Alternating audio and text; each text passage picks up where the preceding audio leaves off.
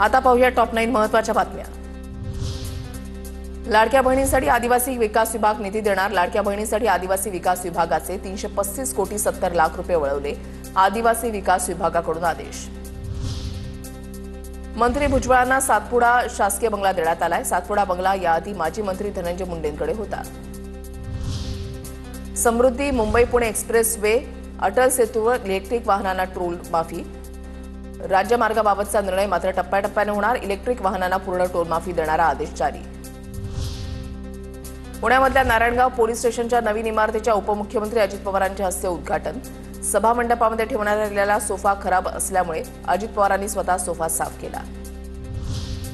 रोकड सापडल्यानं विधिमंडळ अंदाज समितीच्या कारभाराची चर्चा। धुळ्यामध्ये रोकड आढळल्यानं आमदारांचे दौरे कशाला असा प्रश्न उपस्थित। या प्रकरणी किशोर पाटील निलंबित। विधान परिषद सभापती राम शिंदे यांची घोषणा।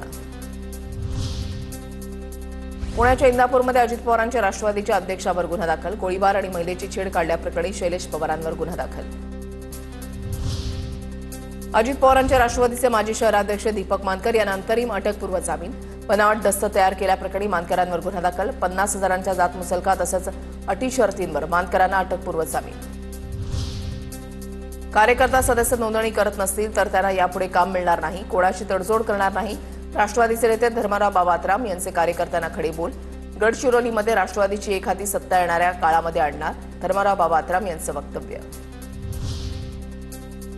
सभासद नोंदणीसाठी आमची सुरुवात आहे। जिल्हाभरात 1500 ते 2000 सदस्य असले पाहिजेत। पक्षवाढीसाठी आपण आत्मचिंतन केले पाहिजे।